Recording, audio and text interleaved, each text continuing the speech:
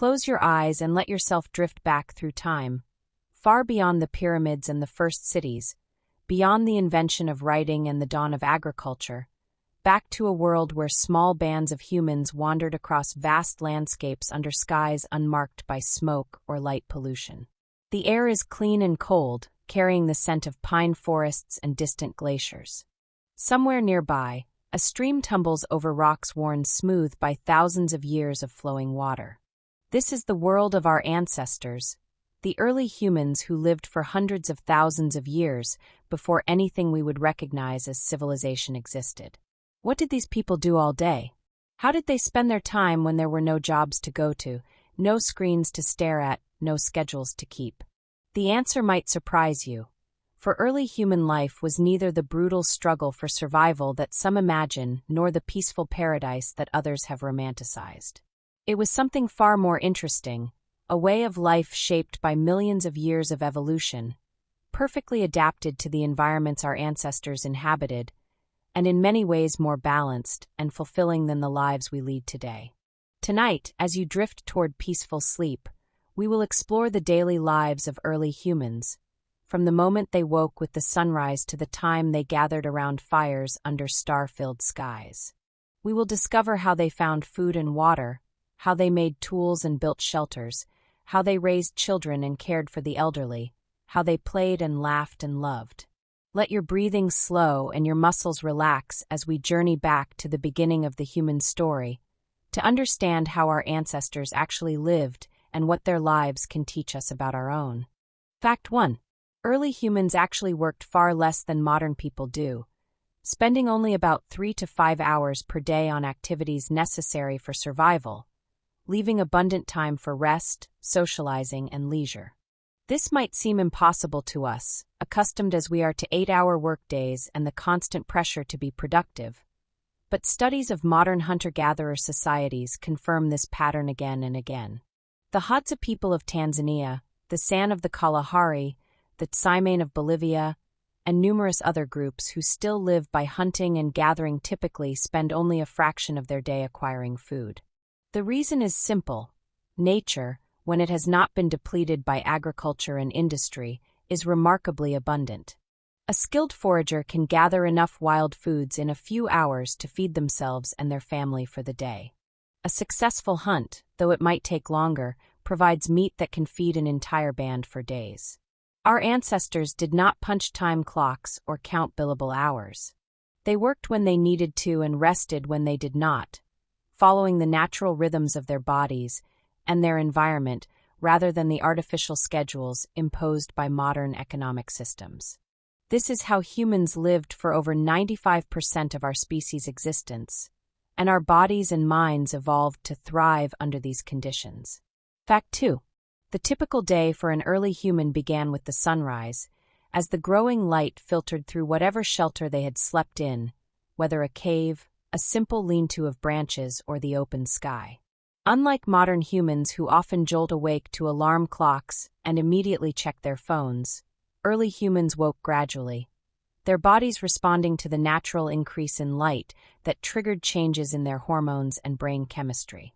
They had no schedules to keep, no meetings to attend, no commutes to endure. The morning began gently with stretching, yawning, and the slow return to full wakefulness.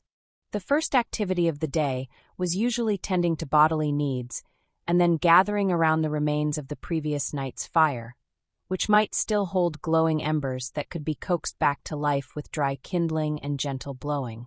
Fire was precious to early humans, difficult to create from scratch, so maintaining it was important. Around this fire, the band would share whatever food remained from the previous day, perhaps some roasted tubers or dried meat, while discussing the plans for the day ahead. Children would play nearby while adults decided who would go foraging, who would hunt, who would stay in camp to make tools or tend to other tasks. There was no boss giving orders, no hierarchy dictating roles. Decisions were made collectively, through discussion and consensus. Fact 3.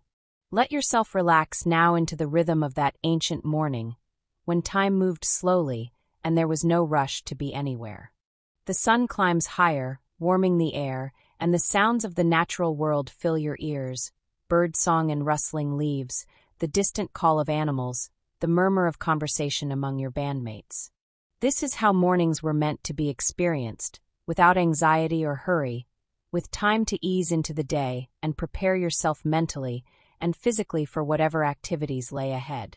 Early humans did not experience the chronic stress that plagues modern people because their lives, though certainly containing dangers and hardships, did not include the constant low-level pressure of deadlines, financial worries, and social media comparisons.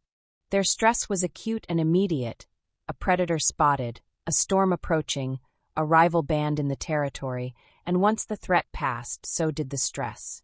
Their nervous systems returned to baseline, their bodies recovered, and they could enjoy the peace of ordinary moments. This is what your body was designed for, not the endless cortisol drip of modern anxiety. Rest in that ancient peace now, even if just for this moment, and remember what your ancestors knew: that most of life should be lived in calm contentment. Fact 4. Foraging for plant foods was one of the most important daily activities for early humans, and it was primarily done by women, though men and children participated as well. This was not a division of labor imposed by any ideology, but a practical arrangement that emerged naturally from the demands of hunting and childcare. Women, often carrying infants or accompanied by young children, could not easily participate in hunts that might require running for miles or waiting silently in ambush for hours. But they could gather plant foods while keeping children close, and the foods they gathered provided the majority of calories for most hunter-gatherer groups. The variety of foods available to skilled foragers was remarkable. Depending on the environment and season, early humans might gather berries, nuts, seeds, roots, tubers, fruits, leaves, flowers, mushrooms, honey, insects, shellfish, bird eggs, and dozens of other edible items. They knew which plants were safe and which were poisonous, which were most nutritious and which were merely filling, which were best raw and which required cooking. This knowledge was accumulated over countless generations and passed down through teaching and observation. A skilled forager could identify hundreds of species and knew where and when each could be found. Modern humans have lost most of this knowledge, depending instead on grocery stores stocked with a tiny fraction of the foods our ancestors ate. Fact 5. The act of foraging itself was often enjoyable. A leisurely walk through familiar landscapes with friends and family, chatting and laughing while eyes scanned for edible plants. It was not the grim drudgery of agricultural labor or the mind-numbing repetition of factory work. Early humans moved through environments they knew intimately, landscapes that held memories and meanings, places where important events had happened, where ancestors were buried, where the spirits were believed to dwell. Every hill and stream and distinctive tree had a name and a story. Children learned to forage by accompanying their mothers and other adults, watching and imitating, gradually developing the skills they would need as adults. The process was natural and enjoyable, embedded in play and social interaction rather than separated into formal education. By the time they reached adulthood, young people had accumulated thousands of hours of experience in finding and processing wild foods. They had also absorbed the deeper knowledge of their culture, the stories and songs, the beliefs and values, the social skills needed to live harmoniously in a small, tight-knit community. Education was not something that happened in a separate building for a portion of the day. It was woven into every activity, every moment of life. Fact 6. Hunting was the primary responsibility of men in most early human societies, though women sometimes participated, especially in communal hunts or when small game was involved. Hunting large animals was dangerous and required strength, speed, and endurance that males, on average, possessed in greater measure due to the effects of testosterone on muscle development. It also required extended absences from camp, sometimes lasting several days, which was difficult for women who were pregnant, nursing, or caring for young children. But hunting was not a daily activity for most early humans. Large game was not always available, hunts often failed, and when they succeeded, the meat could feed the band for days. Studies of modern hunter-gatherers suggest that men might hunt only a few times per week, spending other days resting, making or repairing tools, socializing, or engaging in other activities. When they did hunt, success rates were often low, perhaps only 20 to 30% for pursuing large game. This meant that hunting was unpredictable, a high-risk, high-reward activity that required skill, patience, and no small amount of luck. The excitement of a successful hunt, the satisfaction of providing meat for the community, and the prestige that came with being a skilled hunter made it worthwhile despite the many failures. Fact 7. Drift now into the landscape of the hunt, where a small group of men moves silently through tall grass, following tracks that only they can read. The sun is warm on their backs and sweat beads on their foreheads, but their focus is absolute.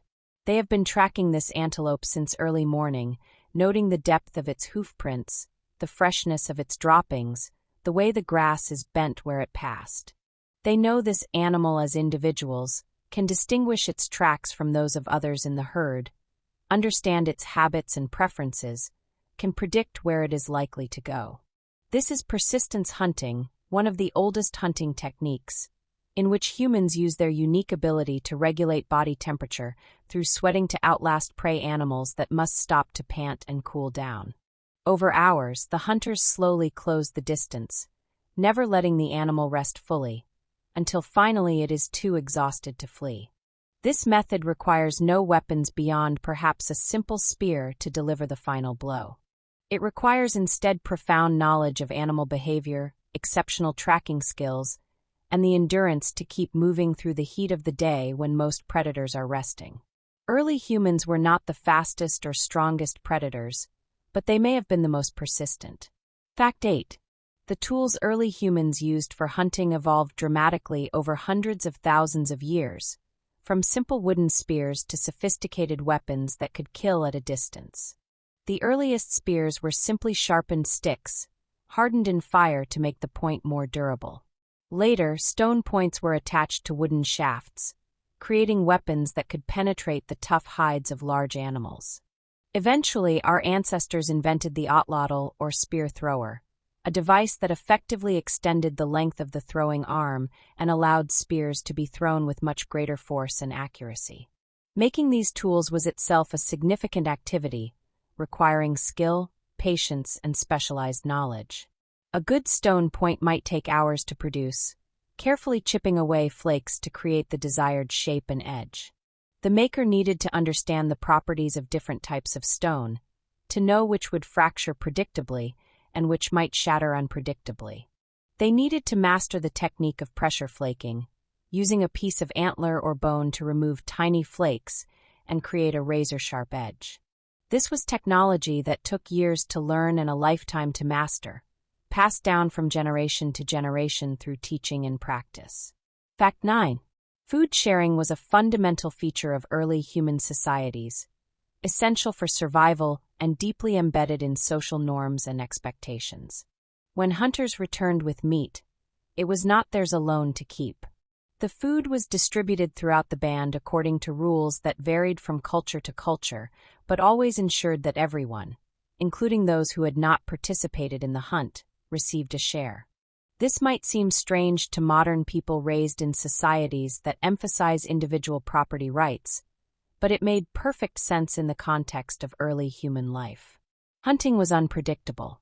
A skilled hunter might return empty-handed many times before making a kill, and during those times, he and his family depended on food shared by others.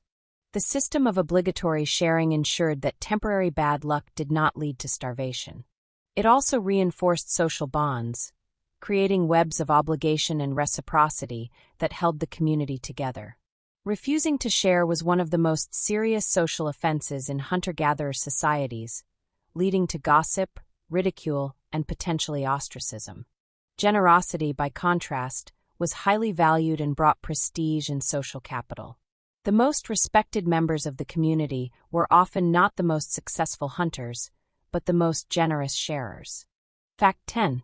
Rest now in the security of that sharing community, where no one goes hungry as long as anyone has food, where your well-being is intertwined with the well-being of everyone around you. This is how humans lived for hundreds of thousands of years, bound together by ties of kinship and reciprocity, responsible for each other in ways that modern societies have largely abandoned. The isolation and loneliness that plagues so many people today would have been incomprehensible to our ancestors, who were never alone, never without a community to support them and be supported by. The campfire at the center of early human life was more than a source of heat and light. It was the heart of the community, the gathering place where food was shared, stories were told, and relationships were maintained. Around the fire, early humans experienced the deep satisfaction of belonging, of being known and valued, of mattering to others and having others matter to them. This need for connection is hardwired into our brains, a legacy of our evolutionary past that cannot be satisfied by social media followers or online communities. We are made for face-to-face contact, for shared meals and shared experiences, for the kind of intimacy that only comes from living closely with others over time. Fact 11. Water was essential to early human survival, and finding reliable sources of fresh water shaped settlement patterns and daily movements throughout our evolutionary history.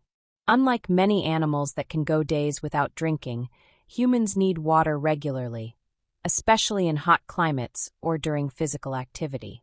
A person can survive weeks without food, but only days without water. This made access to water one of the most important factors in choosing where to camp and which routes to travel. Early humans developed intimate knowledge of water sources in their territories, knowing where springs emerged from hillsides, where rivers could be safely crossed, where pools formed after rains, and where underground water could be accessed by digging. In arid environments, this knowledge could mean the difference between life and death. Some groups developed ingenious methods of finding and storing water, such as using ostrich eggs as canteens or knowing which plants stored water in their roots or stems. The daily trip to collect water was a regular activity, often undertaken by women and children carrying gourds, animal bladders, or other containers that could hold the precious liquid. Fact 12. Making and maintaining tools occupied a significant portion of early human time and represented one of the key factors that separated us from other animals. While many species use simple tools, no other animal approaches the sophistication and variety of human toolmaking. Our ancestors made tools for every purpose: cutting, scraping, piercing, pounding, grinding, throwing, digging, and dozens of other tasks. They made tools from stone, bone, antler, wood, plant fibers, animal sinew, and anything else that could be shaped to serve their needs. The production of stone tools, in particular, was a complex skill that required years of practice to master. The basic technique, called knapping, involved striking one stone against another to remove flakes, gradually shaping the stone into the desired form. But within this basic framework were countless variations and refinements, different techniques for different types of stone, different approaches for different tool types, different styles that varied from region to region and evolved over time. Archaeologists can trace the development of human cognition through changes in tool technology, watching as simple choppers gave way to sophisticated hand axes, which gave way to prepared core techniques that could produce multiple identical blades from a single piece of stone. Fact 13. Let your hands relax now. Those remarkable hands that evolution shaped over millions of years for grasping and manipulating objects with precision no other primate can match. Your opposable thumbs, your sensitive fingertips, the complex network of muscles and tendons that allow such fine control, these are the gifts of ancestors who survived because they could make and use tools more effectively than their competitors. Every time you pick up a pen or type on a keyboard, you are using capabilities that first evolved for chipping stone and weaving baskets. Early humans often made tools communally, sitting together while working, chatting, and teaching the young ones who watched with fascination. Tool-making was both practical and social, an opportunity to demonstrate skill and creativity, to show off a particularly fine piece of work or learn a new technique from a more experienced craftsperson. The tools themselves were sometimes objects of beauty, shaped with care that went beyond mere functionality, decorated or made from unusually attractive materials. In this, we can see the beginnings of art, the human impulse to create things that are not only useful but aesthetically pleasing. Fact 14. Childcare was a communal responsibility in early human societies, with mothers, fathers, grandparents, aunts, uncles, and older siblings all participating in raising the young. This is dramatically different from the isolated nuclear family model that dominates modern Western societies, where parents, and especially mothers, often bear the burden of childcare largely alone. The phrase, "it takes a village to raise a child," reflects an ancient truth that modern societies have largely forgotten. Human infants are extraordinarily helpless compared to the young of other species, born with brains that are far from fully developed and bodies that cannot move independently for nearly a year. This extended period of infant helplessness requires intensive care, far more than a single person can provide, while also meeting their own needs for food, rest, and social connection. The solution our ancestors found was cooperative breeding, a system in which many individuals contribute to childcare.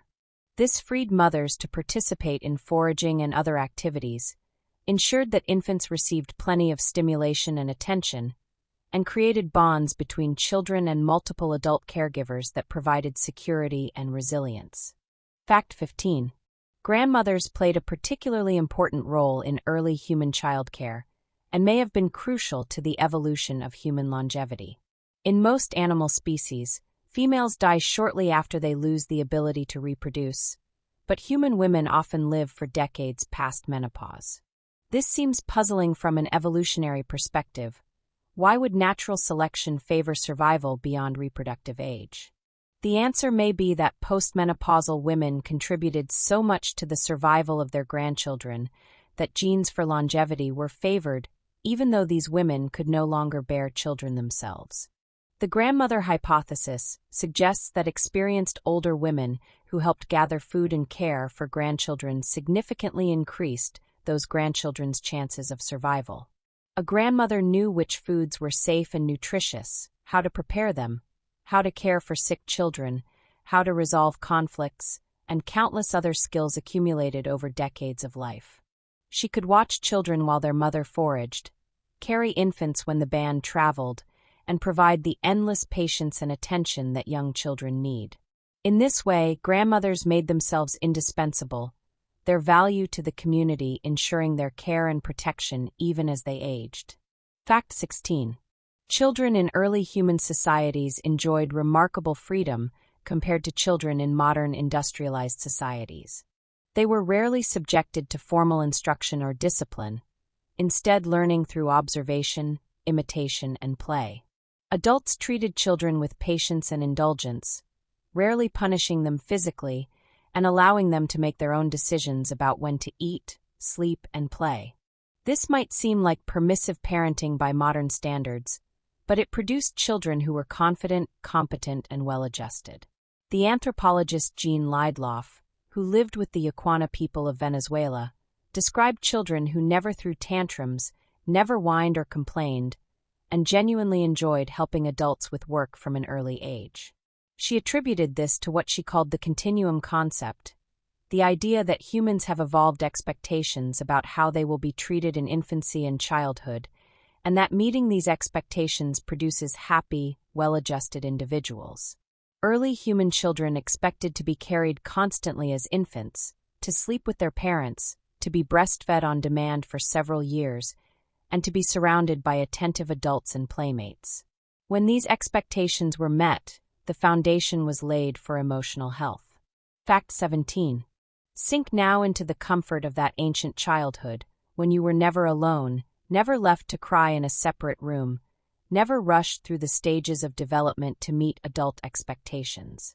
Imagine being carried close to a warm body, hearing the constant heartbeat that was your first music, feeling the security of arms that would never let you fall.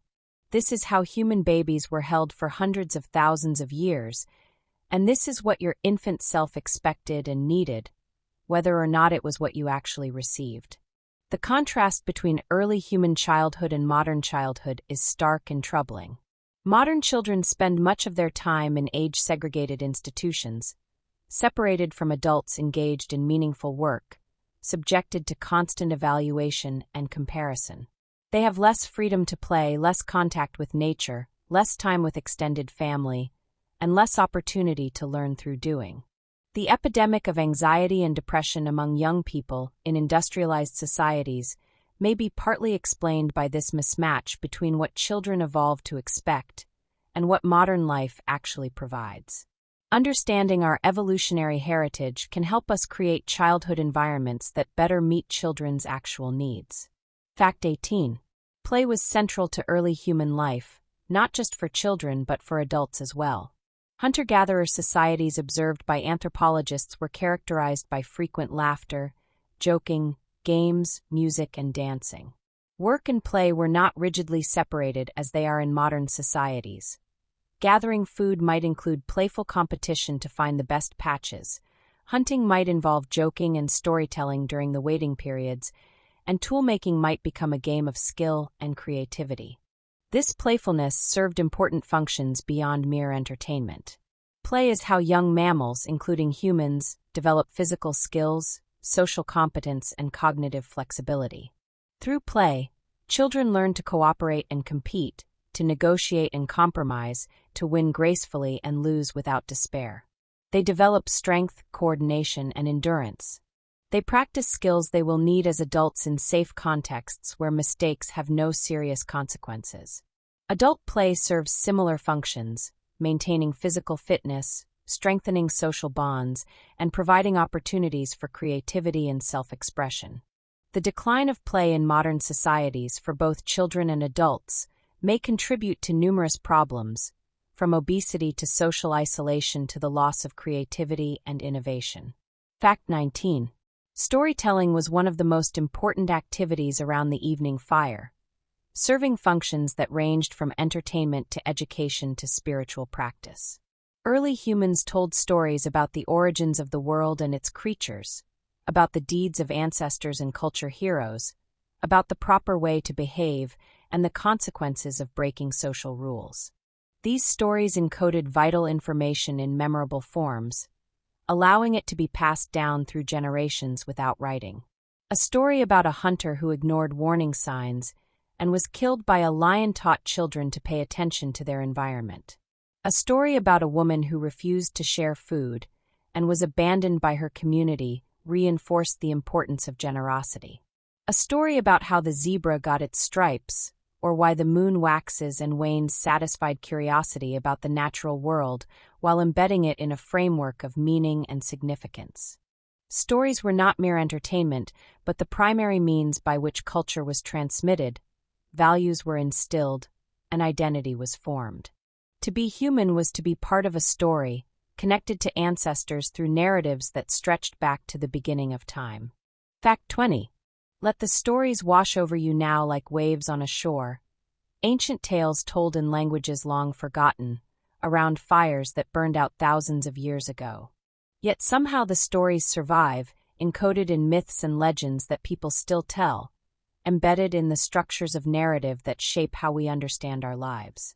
You are part of a story that began before you were born and will continue after you are gone, connected to all who came before and all who will come after by the simple fact of being human. The human capacity for storytelling is one of our species' most remarkable traits, probably made possible by the evolution of language, which allowed us to share information about things that were not immediately present, things that happened in the past or might happen in the future, things that existed only in imagination. No other animal can do this, and it gave us an enormous advantage, allowing us to learn from others' experiences without having to undergo them ourselves, to plan for future contingencies, to create shared visions of possibility that could motivate collective action. Stories made us human, and we remain storytelling creatures to our core. Fact 21. Music and dance were universal features of early human societies, present in every culture ever studied by anthropologists. Humans seem to have an innate capacity for rhythm and melody, the ability to perceive and create patterns in sound that move us emotionally and physically. Babies respond to music before they can understand language, moving their bodies in time with beats, and showing preferences for consonant over dissonant sounds. This suggests that music is not merely a cultural invention, but a biological adaptation with deep evolutionary roots.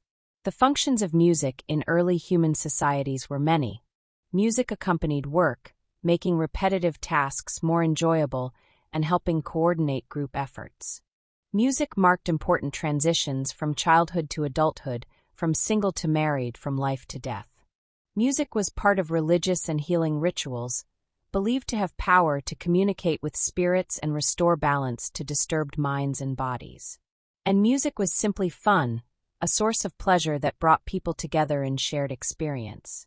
Dancing together creates a sense of unity and connection, synchronizing bodies and minds in ways that strengthen social bonds and generate feelings of belonging and transcendence.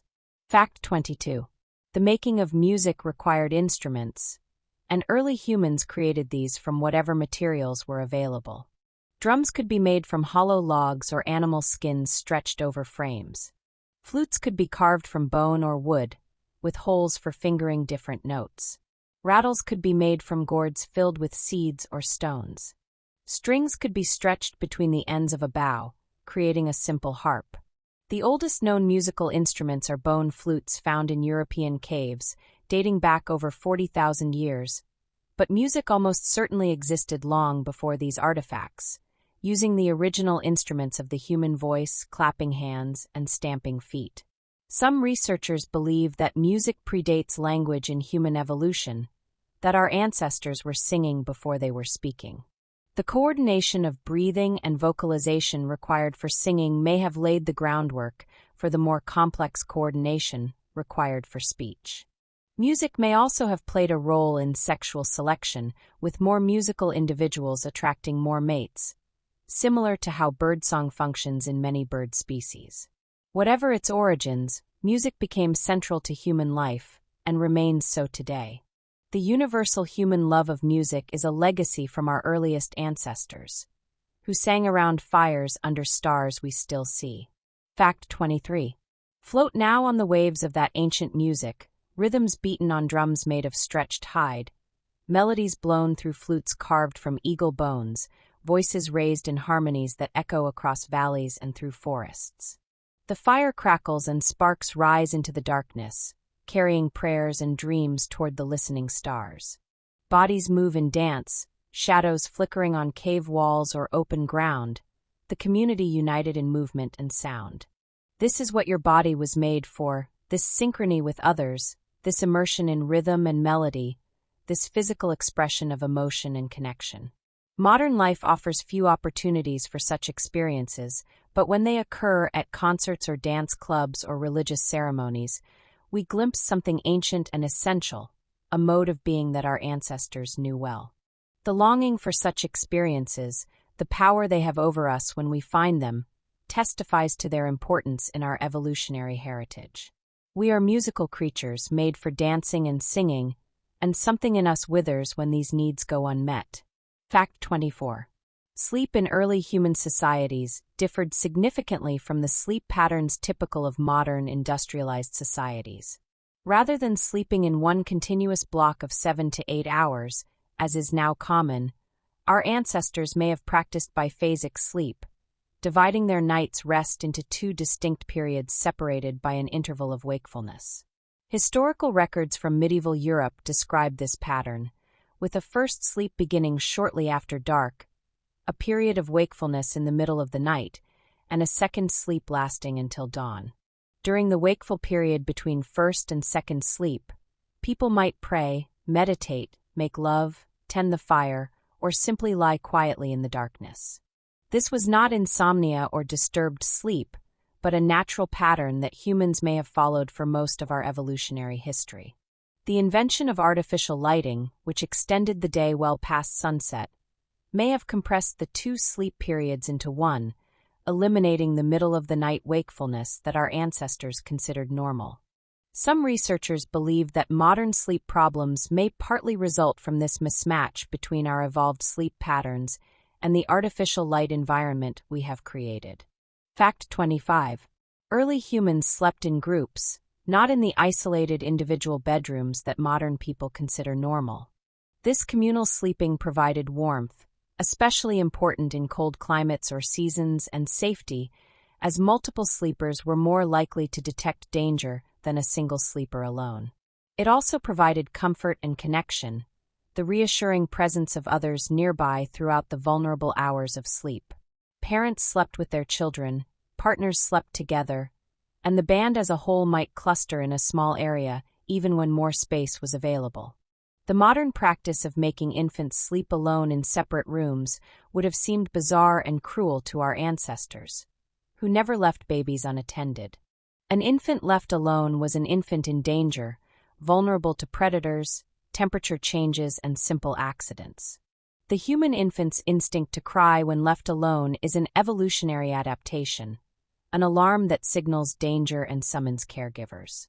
When we ignore this cry and train babies to sleep alone through methods that involve letting them cry it out, we may be overriding adaptive instincts in ways that have consequences for the child's development and sense of security. Fact 26. Drift now towards sleep as your ancestors did, surrounded by the warmth of others, hearing the breathing and small movements of your band, knowing that you are not alone in the darkness.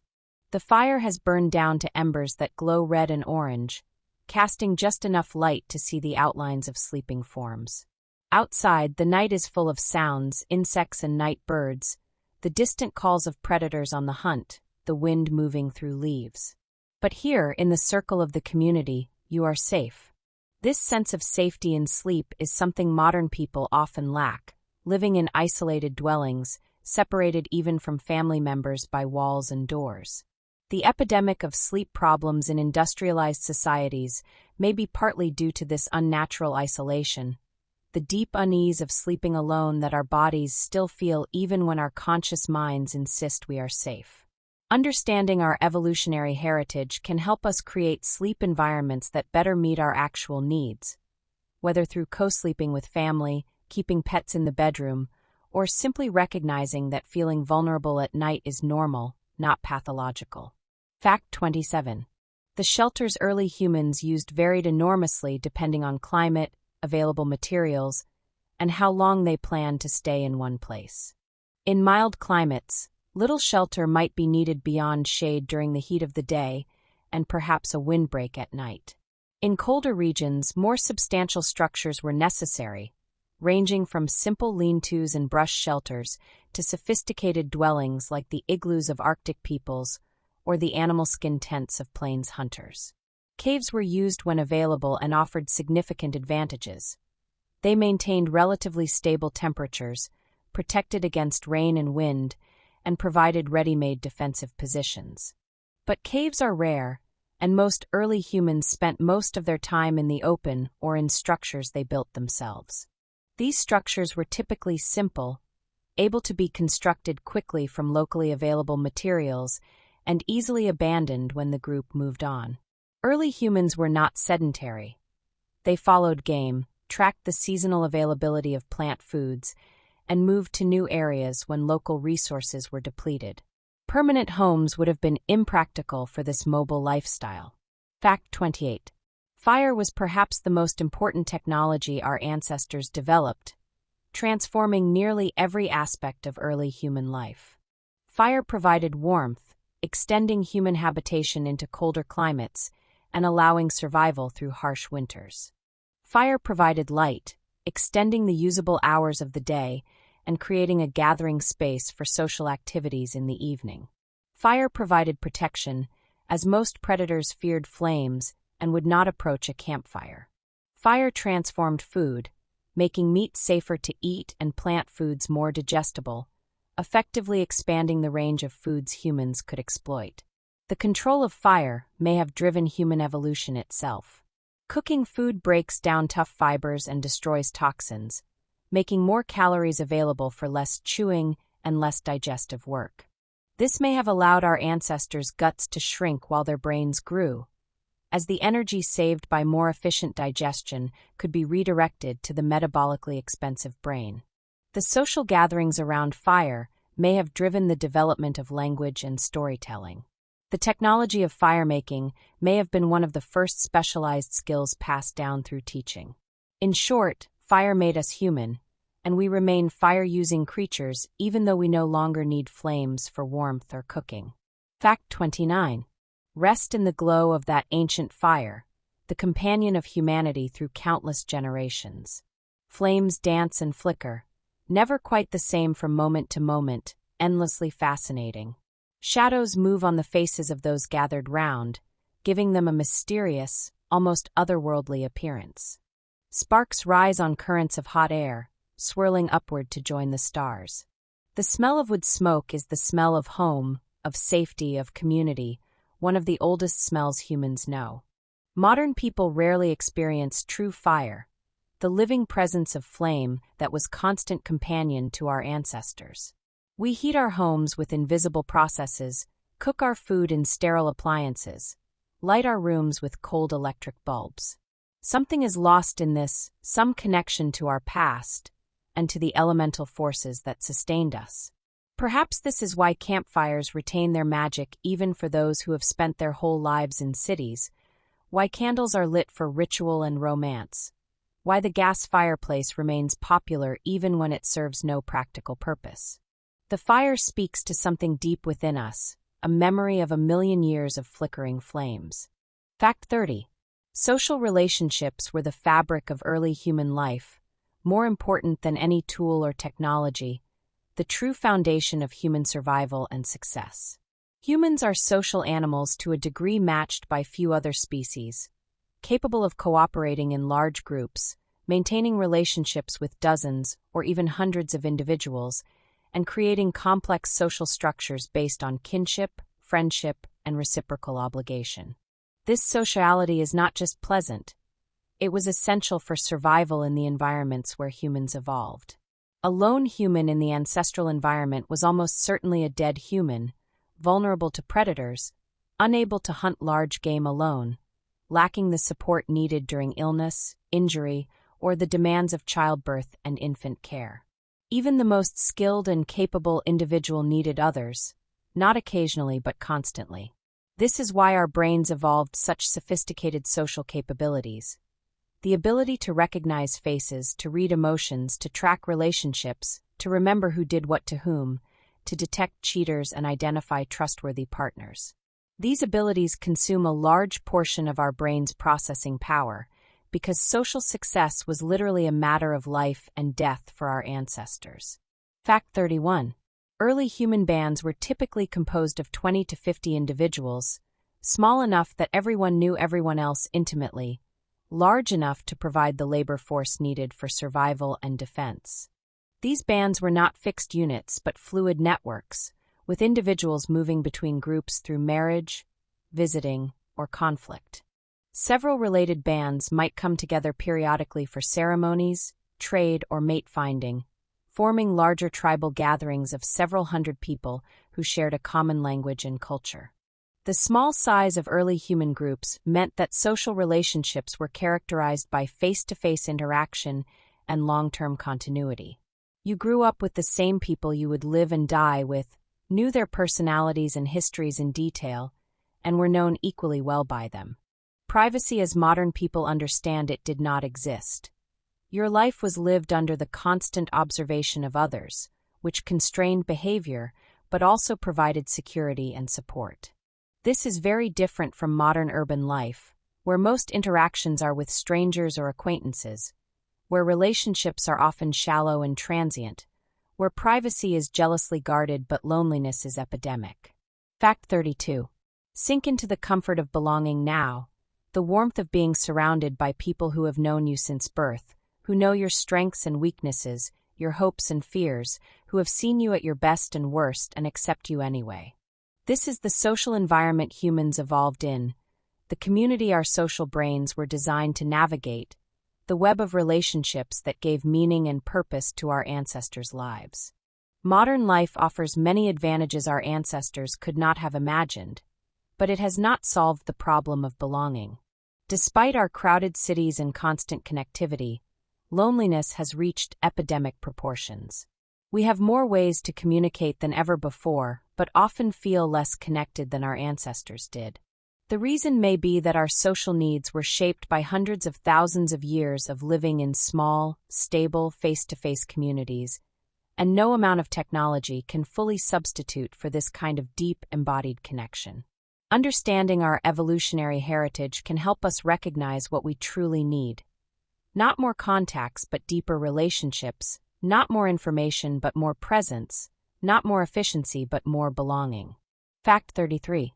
Conflict was inevitable in early human groups, as it is in any human community, but our ancestors developed sophisticated methods for resolving disputes without violence. In small bands where everyone was related by blood or marriage and would have to live together for life, allowing conflicts to fester or escalate could be fatal to the group's cohesion and even survival. Thus, enormous social pressure was brought to bear on disputants to reconcile, and various mechanisms existed for preventing conflict from getting out of hand. One common mechanism was ridicule and gossip, used to sanction individuals who violated social norms or caused problems for others.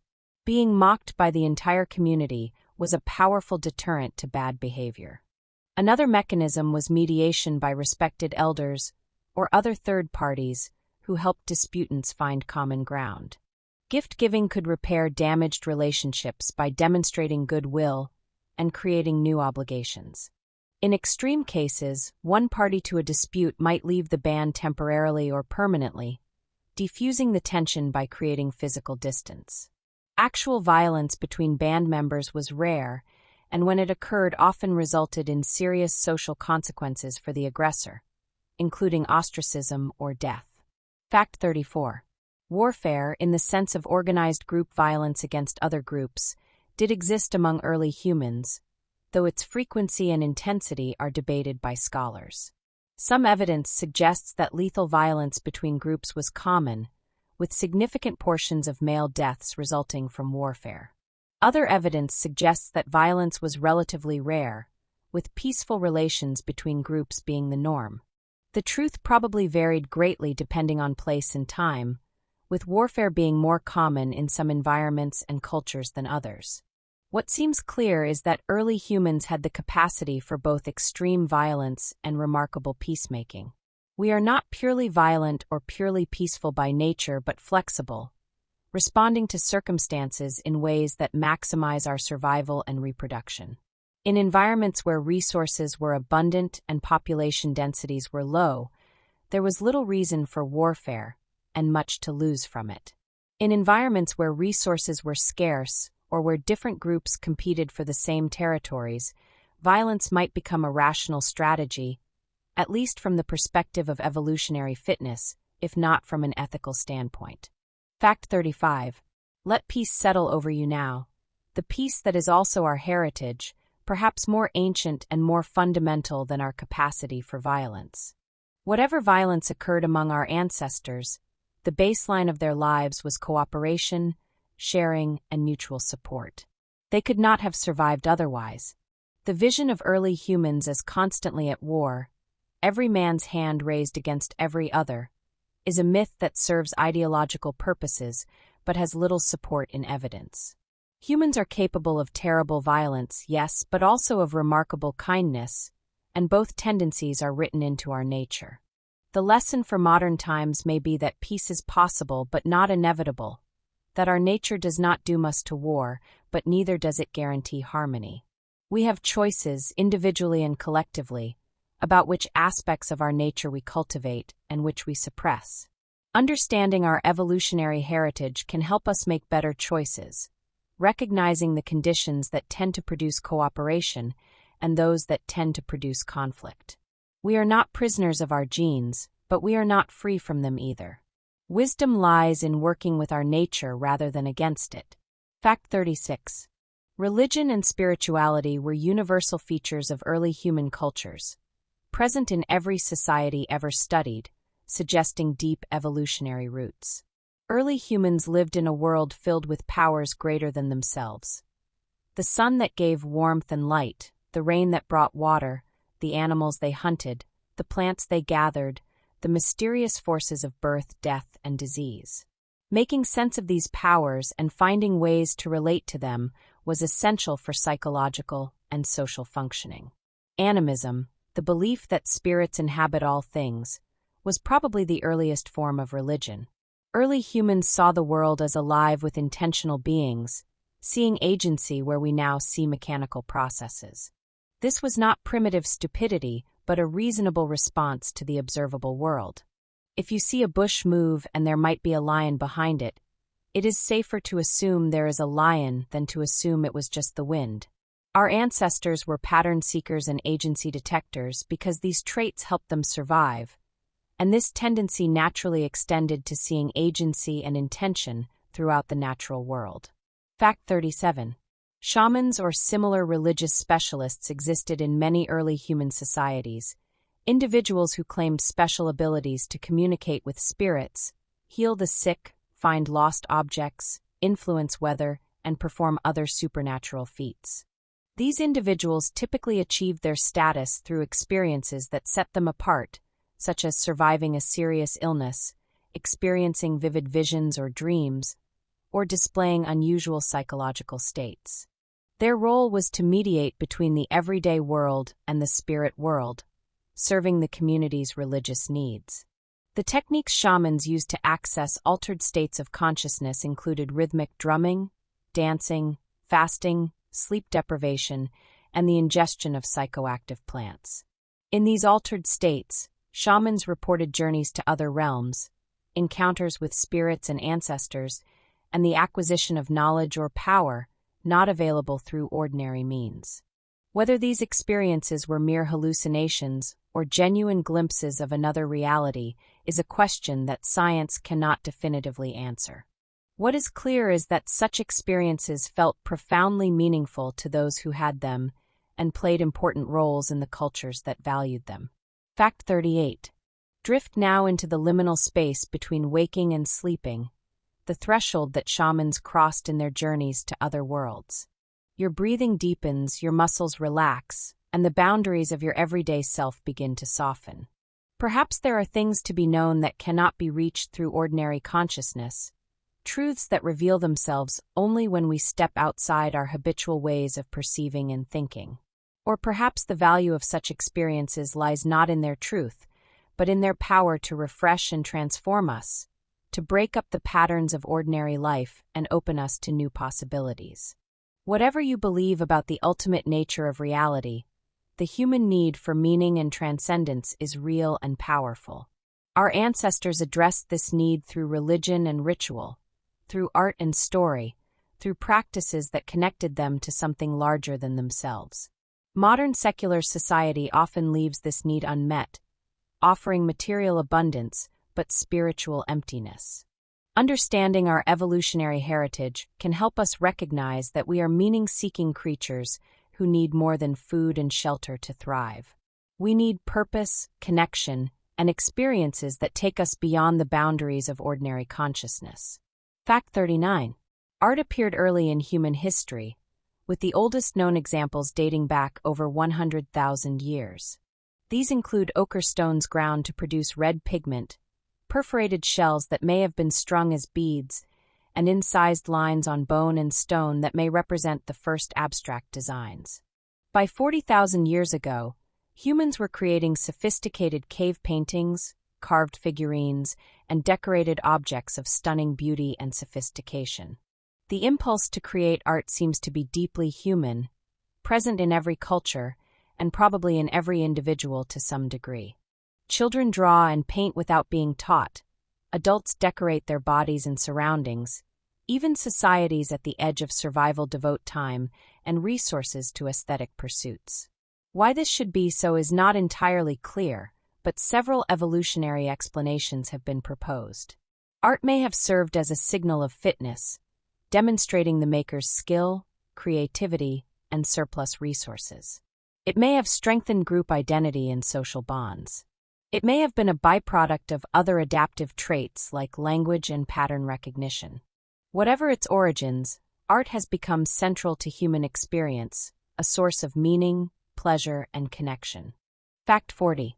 The cave paintings of Europe, created between about 40,000 and 14,000 years ago, represent some of the most spectacular artistic achievements of early humans. In caves like Lascaux, Chauvet, and Altamira, our ancestors painted hundreds of images of animals, humans, and abstract designs on walls and ceilings deep underground. The paintings demonstrate sophisticated technique, including the use of perspective, shading, and the natural contours of the rock to create three-dimensional effects. Why did early humans create these paintings in dark, difficult-to-access caves? The locations suggest that the paintings had religious or ceremonial significance, created in special places set apart from everyday life. Many of the depicted animals were important game species, leading some to suggest that the paintings were part of hunting magic, intended to ensure successful hunts. Others see the paintings as records of shamanic experiences, images of spirit animals encountered in altered states of consciousness. Whatever their purpose, the cave paintings testify to the rich inner lives of our ancestors, their capacity for symbolic thought, their appreciation of beauty, and their drive to create meaning. Fact 41. Rest now in the darkness of those ancient caves, where the flickering light of fat-burning lamps dances on painted walls, bringing the images to life. Bison and horses, deer and mammoths, lions and bears, all seem to move and breathe in the shifting light. The artist who created these images stands where you stand, sees what you see, feels the same wonder, and the same need to capture beauty and meaning in permanent form. Across tens of thousands of years, you are connected to this ancestor by the simple fact of being human, by sharing the same needs, the same capacities, the same drive to make sense of the world through symbol and image. Art connects us to our deepest selves and to all humanity across time and space. When you stand before a great painting or hear a piece of music that moves you, you are participating in a tradition that stretches back to the first humans who daubed ochre on cave walls or carved patterns into bone. This is your heritage, your birthright as a human being. Whatever else modern life has taken from you, it cannot take this capacity for beauty and meaning that is written into your very genes. Fact 42. Death was as present to early humans as it is to us, perhaps more so given the dangers of their lives and the absence of modern medicine. Children died in infancy, adults died in accidents and from diseases that we now easily treat. The old died when their bodies simply wore out. Yet the universality of death did not make it easy to accept. Evidence from the earliest human burials shows that our ancestors cared for their dead, treating them with rituals that suggested both grief and hope. Neanderthals, our closest relatives, buried their dead at least occasionally, sometimes with grave goods like stone tools or animal bones. This suggests that even before modern humans appeared, hominins were capable of recognizing death as something significant, something that required a response beyond simply leaving the body where it fell. Early modern humans elaborated burial practices dramatically, placing the dead in prepared graves, covering them with red ochre that may have symbolized blood or life, including objects that might be useful in an afterlife. Fact 43. The belief in some form of afterlife appears to have been nearly universal among early humans, probably arising from the difficulty of accepting that people we love simply ceased to exist. Dreams in which the dead appear alive, the sense that a deceased person is still present in familiar places, the inability to fully comprehend the finality of death, all contributed to beliefs that the dead continued to exist in some form and could be communicated with or affected by the actions of the living. Ancestor veneration, the practice of honoring and sometimes worshipping deceased relatives, was common in early human cultures. The dead were believed to watch over the living, to offer guidance and protection, to punish those who neglected proper rites. Keeping the ancestors happy was a serious responsibility, and the connection between living and dead was not severed but transformed by death. In this way, early humans maintained relationships with the deceased that continued to shape their lives and communities. Fact 44. Let the presence of those who have gone before settle around you now, all the ancestors whose lives made yours possible, stretching back in unbroken chain to the first humans and beyond. You carry their genes in every cell of your body, their accumulated wisdom in the culture that shaped you, their hopes and struggles in the very fact of your existence. Death did not end them, not entirely, because they live on in you and in everyone who will come after you. This is not a supernatural claim, but a biological and cultural fact. The atoms that compose your body have been cycling through living things for billions of years. The ideas that fill your mind have been passed down through countless generations of teaching and learning. You are not a separate individual who appeared from nowhere and will disappear into nothing. You are a wave in an ocean of life that has been flowing since life began, a temporary form that the universe has taken, a way for the cosmos to know itself. Rest in that continuity, that connection, that belonging that extends far beyond your individual lifespan. Fact 45. The health of early humans is a subject of ongoing research and debate, with evidence suggesting that in many ways they were healthier than modern people despite lacking any medical technology. Skeletal remains show that early humans were generally tall, robust, and free of the dental decay and bone deformities that became common after the adoption of agriculture. They did not suffer from the chronic diseases that plague modern populations: heart disease, diabetes, most cancers, autoimmune conditions, and the like. This does not mean early human life was easy or free from suffering. Infectious diseases, parasites, injuries, and the dangers of childbirth all took their toll. Infant mortality was high, and many who survived childhood died from violence, accidents, or the accumulated wear on their bodies. Average life expectancy was much lower than in modern societies, though this figure is misleading because it is skewed by high infant mortality. Those who survived childhood often lived into their 60s or 70s. What early humans did not face was the slow deterioration of chronic disease that modern people often experience, the years of declining health before death that modern medicine extends but cannot prevent. Fact 46. The diet of early humans was remarkably diverse and nutritious, including a wide variety of plant and animal foods that provided all necessary nutrients without the need for supplements or fortification. They ate lean meat from wild game, fish and shellfish, eggs, insects, nuts, seeds, fruits, vegetables, roots, tubers, and honey, among many other foods. This diet was high in protein and fiber, low in refined carbohydrates and processed foods, and provided nutrients in natural combinations that our bodies evolved to process efficiently. The transition to agriculture brought dramatic changes in diet that our bodies were not adapted for. Reliance on a few staple crops like wheat, rice, and corn reduced dietary diversity and left populations vulnerable to nutritional deficiencies. Dairy products, consumed only after the domestication of animals, required new digestive adaptations that only some populations developed. Refined sugars and processed foods, products of industrial civilization, have flooded our systems with calories in forms our bodies were never designed to handle. Many modern health problems may be traceable to this mismatch between the diet we evolved to eat and the diet we actually consume. Fact 47. Imagine now the taste of that ancient food, the fresh sweetness of wild berries just picked, the rich savory flavor of meat roasted over an open fire, the crunch of nuts, and the cool refreshment of water from a clear stream. Your body recognizes these foods, knows how to process them, thrives on them in ways it cannot thrive on the processed, packaged products that fill modern supermarkets. This is not a call to abandon modern life and return to hunting and gathering, which is neither possible nor desirable. But understanding our evolutionary heritage can help us make better choices about what we eat, recognizing which foods our bodies are adapted for and which are evolutionary novelties that we consume at our peril.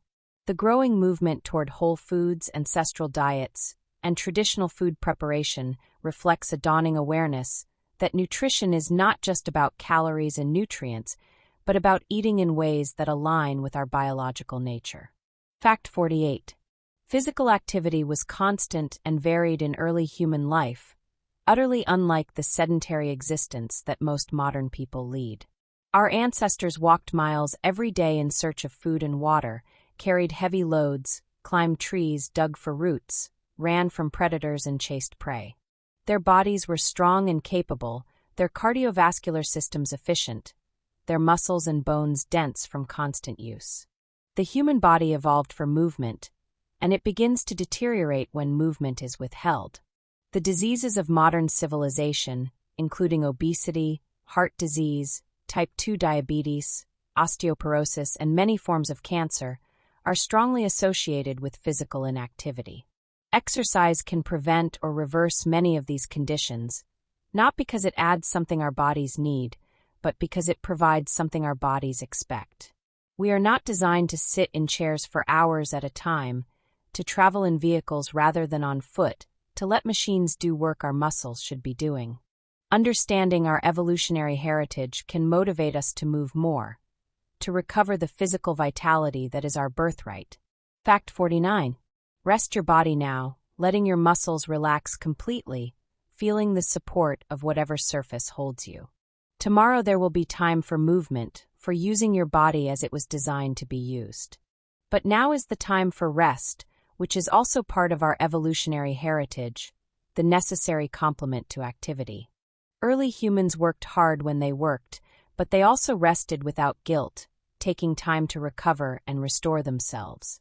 Modern life often makes rest feel like a luxury or even a moral failing. We are supposed to be constantly productive, constantly busy, constantly available. The result is epidemic exhaustion, burnout, and stress-related illness. Our ancestors knew better. They worked when work was necessary and rested when it was not, following the natural rhythms of their bodies, rather than the artificial demands of economic systems that treat human beings as resources to be exploited. Learning to rest is revolutionary in modern society, a reclaiming of our humanity against forces that would reduce us to mere producers and consumers. Fact 50. We have now covered half of our journey through early human life, and it is a good moment to pause and reflect on what we have learned. Early humans were not primitive savages struggling to survive in a brutal world, nor were they noble innocents living in paradise before the fall into civilization. They were human beings much like us, with the same basic needs for food, shelter, safety, and connection, the same capacities for love and hate, creativity and destruction, wisdom and folly. What differed was the context in which they lived. Small, mobile bands of related individuals, living close to nature, lacking the technology and social complexity that define modern life. This context shaped their daily activities, their social relationships, their beliefs and values, in ways that we have been exploring. Understanding this context helps us understand ourselves, for we carry our evolutionary heritage within us, in our bodies and minds that were shaped by hundreds of thousands of years of living in ways very different from how we live now. Fact 51. Early humans had no concept of time as modern people understand it, no clocks or calendars, no schedules to keep or deadlines to meet. Time was marked by natural cycles. The rising and setting of the sun, the phases of the moon, the turning of the seasons, the rhythms of animal migrations and plant growth. These cycles were noticed and named, used for planning and coordination, but they did not create the sense of urgency and scarcity that characterizes modern time consciousness. The feeling that there is never enough time, that we are always behind, always struggling to catch up, is a peculiarly modern affliction. Our ancestors had all the time in the world, or so it would seem from their perspective. The day unfolded at its own pace, each activity taking whatever time it required. There was no rush because there was nowhere else to be, nothing else that demanded attention. This relationship with time, unhurried and present-focused, may be one of the things modern people most need to recover from our evolutionary heritage. Fact 52. Settle into this moment now, releasing all thought of the past and the future, the regrets and the anxieties that tie you to times that do not exist. There is only now, only this breath, only this sensation, only this awareness. Your ancestors lived in this now, not because they had achieved some special spiritual state, but because they had no concept of living otherwise. The present moment was not a destination reached through meditation, but the simple reality of their experience. This presence is still available to you, not as an achievement, but as a recognition of what has always been the case. The past exists only in memory, the future only in imagination. What is real is now, this moment, this experience. Whatever troubles you exists only in thought, not in the actuality of the present moment. Rest in that actuality, as your ancestors did, and find there a peace that no circumstance can disturb. Fact 53. The environment early humans lived in was not the degraded landscape most modern people know, but a world of extraordinary abundance and beauty. Forests teemed with wildlife, rivers ran clean and full of fish, the air was pure, the night sky blazed with stars. This was the world our senses evolved to perceive and appreciate, the world our brains learned to navigate and understand. We have lost much of this world, and are rapidly losing what remains. Deforestation, pollution, species extinction, and climate change are transforming the planet in ways that would be unrecognizable to our ancestors. The landscapes we now consider natural are often severely degraded remnants of what once existed. We suffer from what ecologist Peter Kahn calls environmental generational amnesia, each generation accepting the degraded environment it inherits as the baseline and failing to recognize how much has been lost. Fact 54. The connection to nature that early humans experienced was not just aesthetic, but functional, a matter of survival that shaped every aspect of their lives. They knew the plants and animals of their territories intimately, understanding their behaviors, their life cycles, their relationships to each other and to the seasons. This knowledge was accumulated over generations and transmitted through teaching and experience, a cultural inheritance of profound practical value. Modern people have lost most of this knowledge, depending instead on abstract systems of food production and distribution that separate us from the natural world. Few modern urban dwellers could survive a week in the wilderness, while our ancestors thrived there for hundreds of thousands of years. This disconnection from nature is not just practically limiting, but psychologically damaging. We evolved to be part of the natural world, and separating ourselves from it creates a sense of alienation and loss that no amount of material comfort can fully compensate for. Fact 55. Feel now your connection to the earth beneath you, the air that fills your lungs, the water that composes most of your body. You are not separate from nature but part of it, a temporary organization of matter and energy that nature has produced through billions of years of evolution. The atoms in your body were forged in the hearts of ancient stars. The water you drink has cycled through countless living things. The breath you take has been exhaled by forests and absorbed by oceans. This is not poetic fancy but literal truth. You are the universe become conscious of itself, a way for matter to know and feel and wonder. Your ancestors knew this in their bones, feeling themselves part of a living world filled with powers and presences deserving of respect and reverence. We have lost this feeling but can recover it, not by returning to the past, but by finding new ways to honor our connection to the earth that sustains us. Fact 56. Early humans possessed knowledge and skills that modern people have largely lost, practical wisdom accumulated over countless generations of living close to nature. They could track animals across difficult terrain, reading signs invisible to untrained eyes. They could navigate vast distances without maps or compasses, using stars, landmarks, and subtle environmental cues. They could predict weather changes, find water in dry places, make fire without matches, construct shelters from natural materials, and perform dozens of other tasks essential for survival. This knowledge was not written down but transmitted orally and practically, through teaching and demonstration and imitation. Children learned by watching and doing, gradually acquiring the skills they would need as adults. By the time they reached adulthood, they were competent practitioners of the arts of survival, able to thrive in environments that would quickly kill most modern people. The loss of this knowledge represents a kind of cultural extinction as significant as the loss of biological species. Fact 57. Language emerged among our ancestors as the most powerful tool of all, allowing the sharing of information, the coordination of activities, the transmission of culture across generations, and the creation of social bonds that transcended immediate face-to-face interaction. No one knows exactly when or how language evolved, but it was probably in place by the time modern humans appeared around 300,000 years ago and may have existed in some form much earlier. Language allowed early humans to do things no other species could do. Describe things not present, refer to past events and future plans, tell stories, make promises, create shared visions of reality that could motivate collective action. It allowed knowledge to be accumulated and transmitted far more efficiently than through mere demonstration and imitation.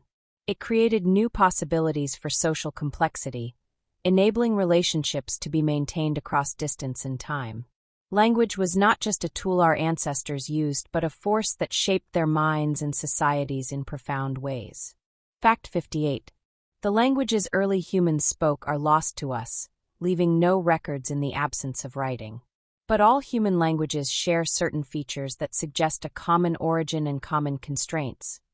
All have nouns and verbs, all can express concepts of time and number, all allow the creation of new sentences never spoken before.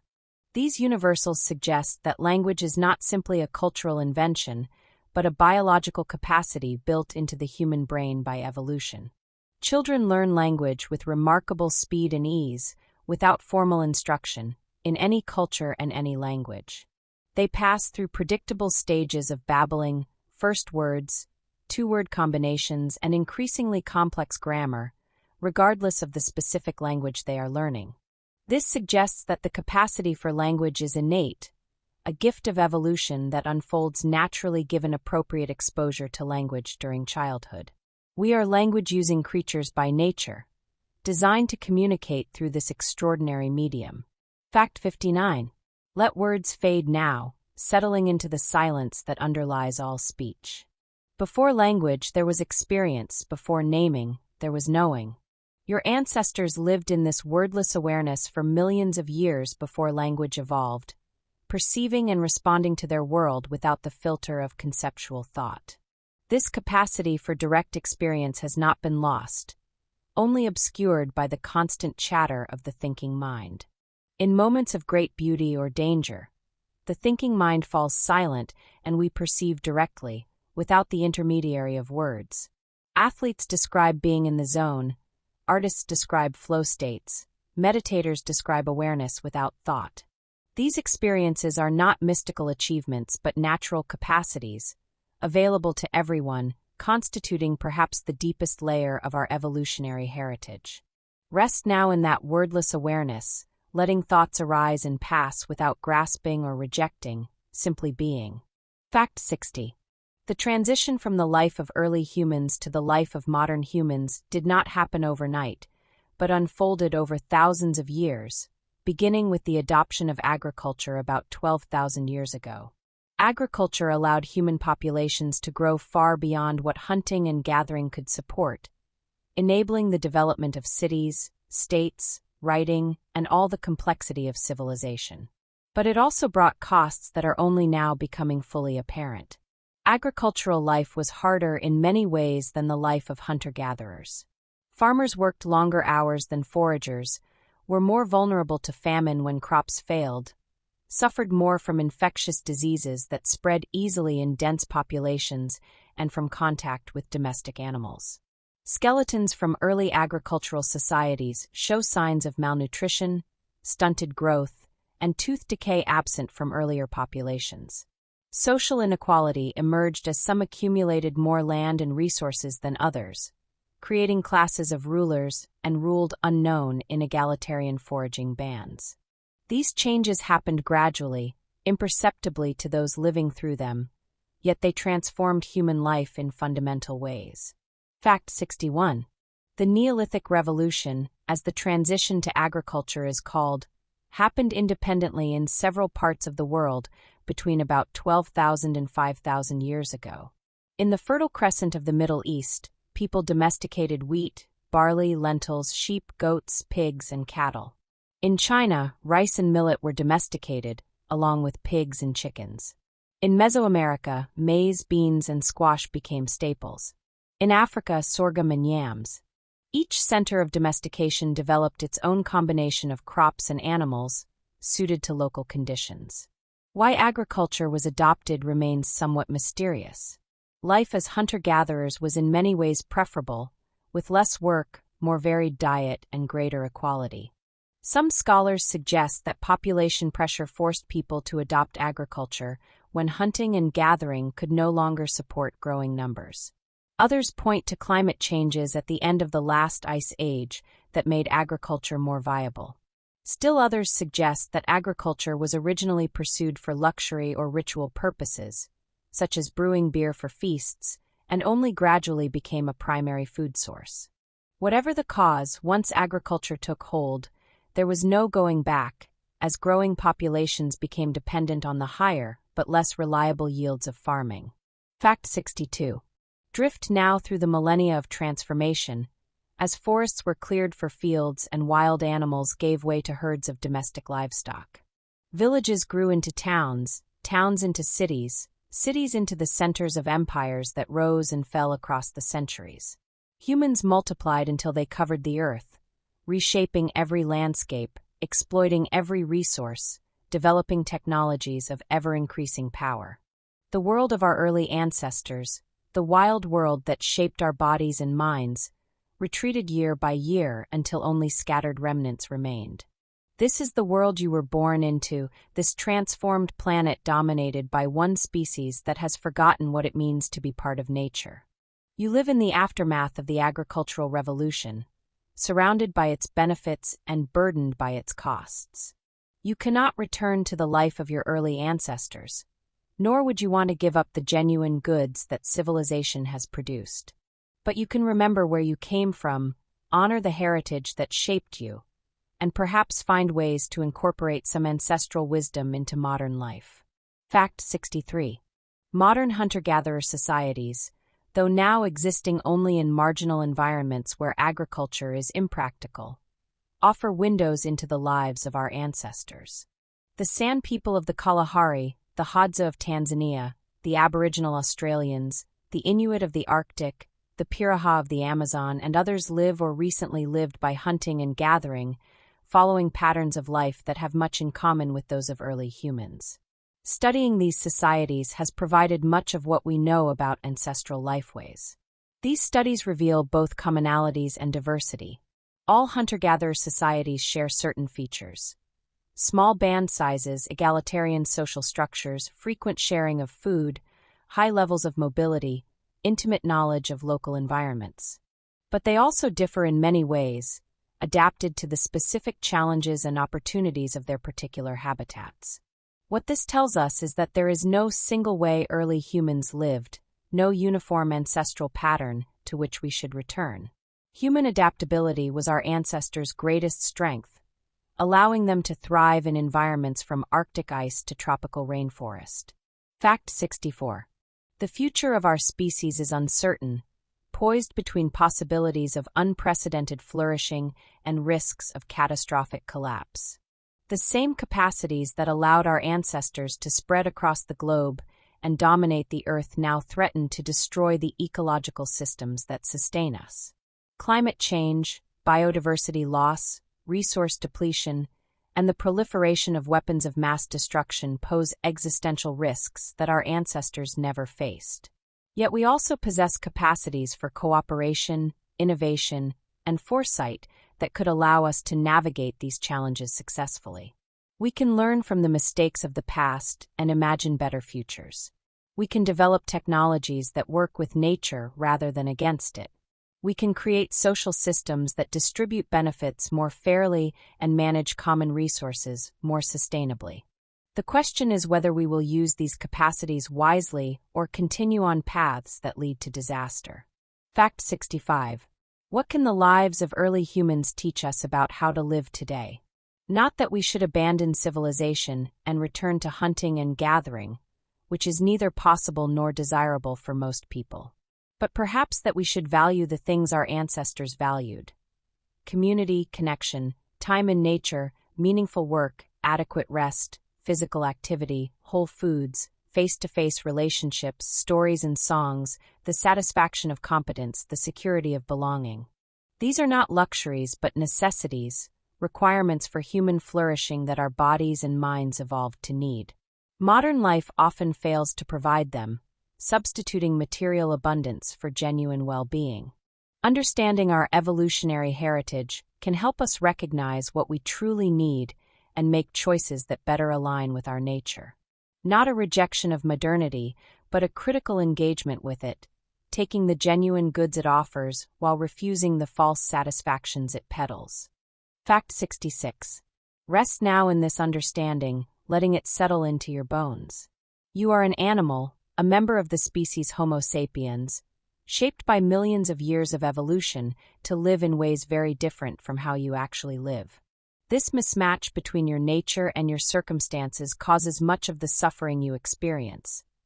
The loneliness despite crowded cities, the busyness despite labor-saving devices, the anxiety despite unprecedented safety, the emptiness despite material abundance. But you are also a conscious being, capable of reflection and choice. You can recognize the mismatch and work to reduce it. You can create spaces in your life for the things you truly need. You can resist the forces that push you toward lives incompatible with your nature. This is not easy. Modern systems are powerful and pervasive. But it is possible, and even small steps toward alignment can bring significant improvements in well-being. Your ancestors lived for hundreds of thousands of years without modern comforts and found life worth living. Their example can inspire you to find what truly matters. Fact 67. The human brain, that remarkable organ that enables everything you think and feel and do, was shaped by the lives of early humans facing challenges very different from those you face today. It evolved to navigate small social groups, to track animals and identify plants, to detect predators and find mates, to solve the practical problems of survival in environments without technology. These are the tasks it is optimized for, not the tasks modern life demands. This mismatch explains many features of modern psychological experience. Our brains are wired to attend to negative information more than positive, because for our ancestors, missing a threat could be fatal while missing an opportunity was usually just unfortunate. Our brains are wired for social comparison, because status in ancestral groups affected survival and reproduction. Our brains are wired to crave sugar and fat, scarce and valuable for our ancestors, but dangerously abundant today. Understanding these features of our brains can help us work with them rather than against them. Fact 68. The emotions you feel are also evolutionary inheritances, adaptations that helped our ancestors survive and reproduce. Fear protected them from danger, anger motivated defensive resources and status, love bonded them to mates and offspring, grief processed losses that could not be undone. These emotions remain with us, still serving their ancient functions even in circumstances very different from those in which they evolved. Sometimes our emotions are well suited to modern circumstances. The fear you feel when a car runs a red light appropriately alerts you to danger.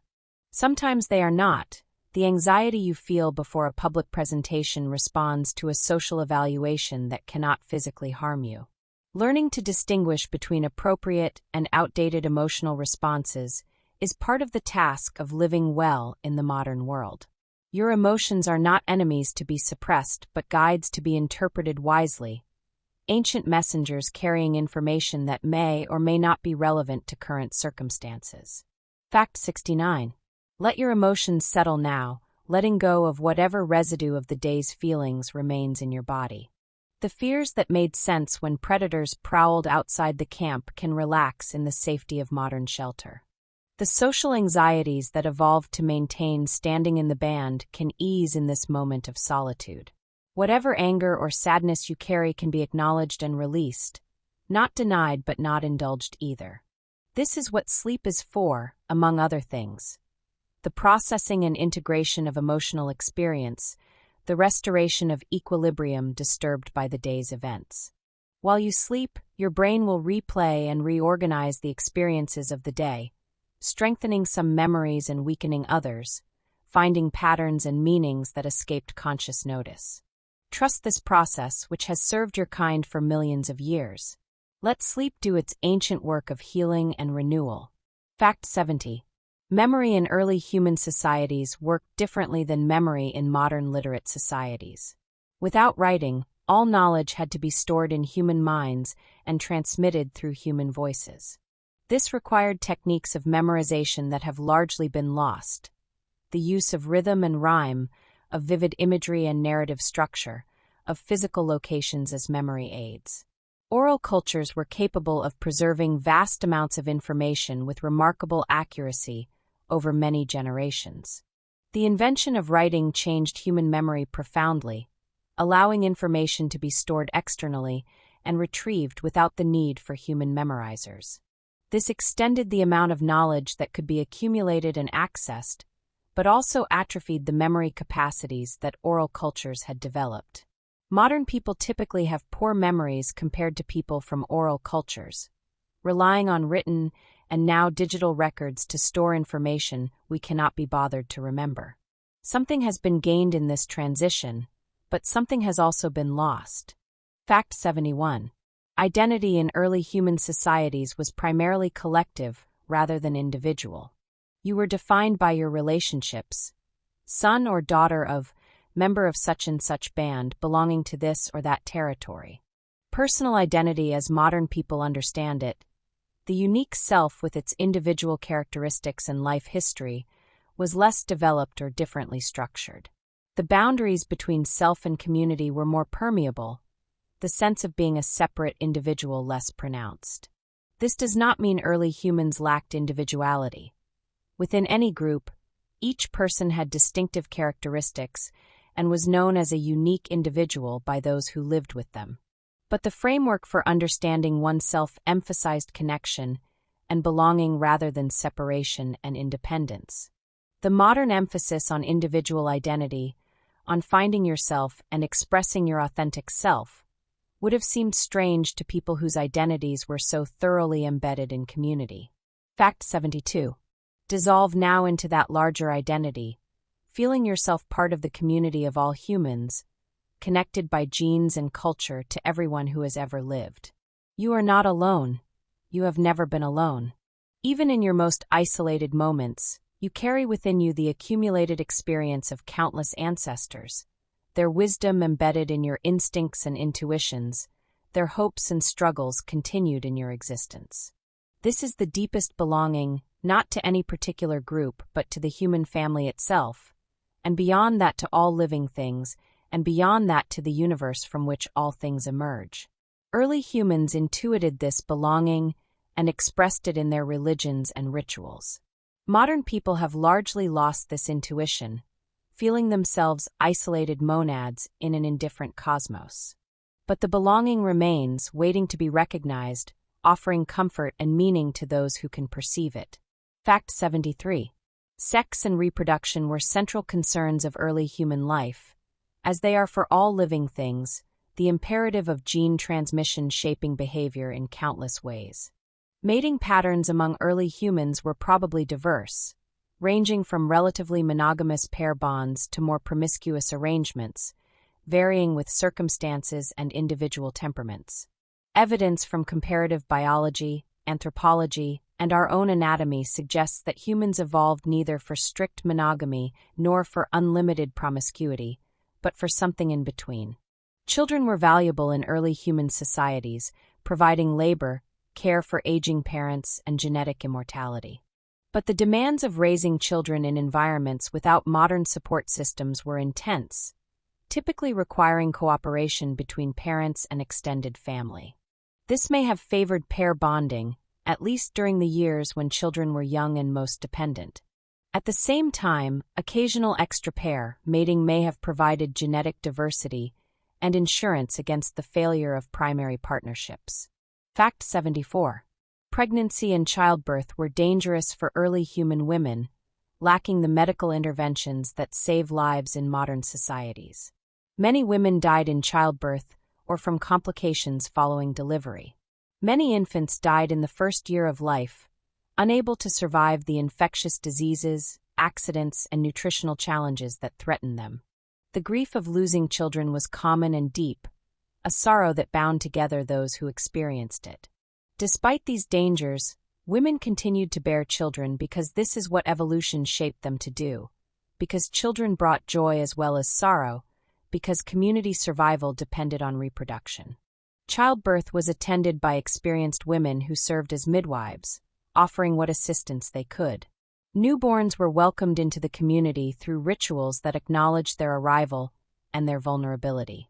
Childhood was watched over by many eyes, cared for by many hands, valued by the community that needed every member to survive. Fact 75. Rest in honor of all the mothers whose labor made your existence possible, all the infants who survived when survival was uncertain, all the communities that welcomed new life and grieved lost lives.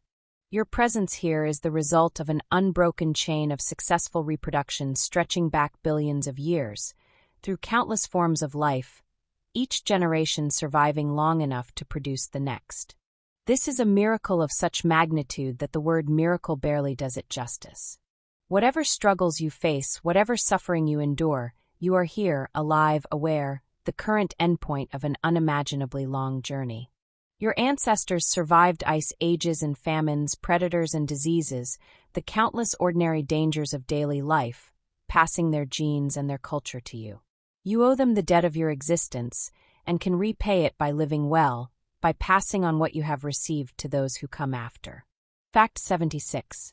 Old age in early human societies was rarer than in modern societies, but not unknown. Some individuals survived to their 60s or 70s, becoming repositories of knowledge and experience that benefited their communities. These elders knew things younger people had not yet learned, remembered events that younger people had not witnessed, possessed skills honed over decades of practice. They served as teachers, mediators, storytellers, and custodians of cultural tradition. The respect accorded to elders in many traditional societies reflects their genuine value to communities that depended on accumulated knowledge for survival. But aging also brought increasing dependence, as bodies weakened and could no longer keep up with the demands of mobile life. Evidence from skeletal remains shows that early humans cared for individuals who were too sick or injured to care for themselves, evidence of compassion and social bonds strong enough to bear the burden of dependent members. Fact 77. The awareness of mortality that comes with consciousness is one of humanity's most distinctive characteristics, a burden and a gift unique to our species. Early humans knew they would die, saw death all around them, ritualized and mythologized death in attempts to come to terms with its finality. This awareness shaped their cultures in profound ways, motivating religious beliefs, ethical systems, and the drive to leave something behind that would outlast individual lives. Modern people live longer but are no less mortal, no less troubled by death's inevitability. We have developed elaborate mechanisms for avoiding the thought of death, hiding the dying and the dead from everyday view, refusing to discuss what awaits us all. But the awareness remains, surfacing in quiet moments, in sleepless nights, in the faces of aging loved ones. Coming to terms with mortality may be the most important psychological task we face, and the example of our ancestors, who lived with death as a daily presence, may have something to teach us. Fact 78. Release now any fear of death, which cannot harm you in this present moment, and need not poison the life you have. Your ancestors faced death constantly and still found life worth living, still laughed and loved and created beauty. They did not have the luxury of avoiding the thought of death. It was too present to be ignored. Perhaps this is why they seem to have valued life more fully, appreciating each day as the gift it is. The art of living well includes the art of dying well, accepting mortality not with resignation, but with the calm courage that makes every moment precious. You do not know how many moments remain to you. No one does. But this moment, right now, is yours. You are alive. You are aware. You have the capacity to experience and appreciate and create. This is enough. This is everything. Fact 79. The happiness of early humans is difficult to assess, but evidence suggests they were at least as happy as modern people despite having far less in material terms. Modern hunter-gatherer societies report high levels of life satisfaction and low levels of depression and anxiety. They laugh frequently, enjoy their work, love their children, feel connected to their communities and to the natural world. Material poverty has not translated into psychological poverty. This challenges the assumption that more stuff equals more happiness, that technological progress automatically improves human well-being.